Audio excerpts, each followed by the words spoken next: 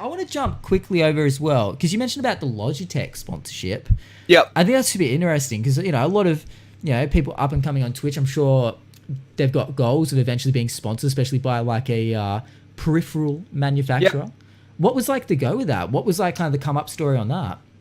So there was so I've got a pretty good setup where I am, but I had like my setup when it was pretty basic, and there was a Facebook page, like a Logitech G Facebook page, but they're like, oh, show us your setups. And I already had like the Logitech keyboard and mouse and headset. So I put a photo up on their Facebook page, and then one of my mates tagged in and go, you should check this guy's Twitch out.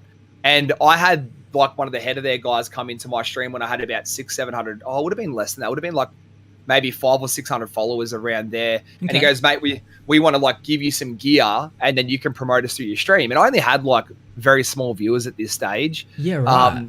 So I'm like, yeah, I'm keen. Like I always wanted to, because I love Logitech gear. So I'm like, yeah, sign me up. I'm keen to go. And then, yeah, just kind of developed from there. And then I went from that, and then I did grassroots, and then I got like a few follower goals, and I've just been backwards and forwards. And ever since, then they gave me like a discount code. So if people use my code, they get a discount. And yeah, right. Like, Logitech don't really, the thing with streamers, a lot of streamers like, as I get bigger, I'll get paid sponsorships. The reality on Twitch is getting a paid sponsorship is like a fucking unicorn. Like it's not an easy thing to get. So, and a lot of companies, they'll want shit for free. So they'll want you to, a lot of streamers don't understand what they're worth. Whether you've got 20 viewers or 100 viewers, you are worth something to somebody, especially if you're streaming quite consistently. Yeah. So a lot of people, they'll like sign up to an esports org not knowing what they're getting themselves into, or they'll sign up to a company where they'll get given a t-shirt and they've got to wear that t-shirt when they're streaming. And on top of that, then you're putting like links and stuff in your Twitch panels. And before you know it, you're advertising this brand and it's all over your brand. And they've done nothing for it. They've given you like this item, and you're like, well, hang on a sec. So, where Logitech, they've been with me from the start, so they've been really good. But like, I don't get no monetary from them, but I've been given so much gear that like it kind of, it's been. But the gear I've given back out, like I haven't kept it. I'm literally using. I saw you had a list on your panels that said, the stuff you've given away and whatnot, which is amazing.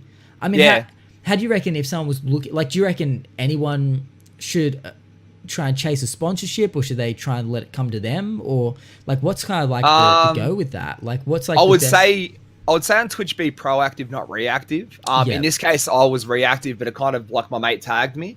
I have been proactive in a few things, but I've had even sponsors say to me that I don't have a big enough following on Twitter or Twitch yet to really be considered, which is, it's really funny because like you'll have your concurrent viewership, which can be quite high, but if you've only got 5,000 followers and 1,000 followers on Twitter, they're like, oh, that's not big enough for what we want. Yeah. Do you reckon a lot of them go off not so much the concurrent viewership numbers, but they go off actual follow numbers? Like for someone, they go off of it's like reach. So if you've got like, if say you got 10,000 Instagram followers and 10,000 Twitter followers and 10,000 subs on YouTube and then 50,000 followers on Twitch, but you're only averaging 50 viewers. Well, they don't really care too much about your concurrents because you've got so much reach across multiple platforms. Right, yeah. So from a marketing point of view, as any streamer, they should literally... Twitter's like the biggest thing. I didn't start using Twitter probably till halfway through my streaming. Twitter's massive. Twitter is fucking huge for any streamer. Like, you meet other streamers, like I've been contacted through sponsors through that. I have conversations daily with other content creators and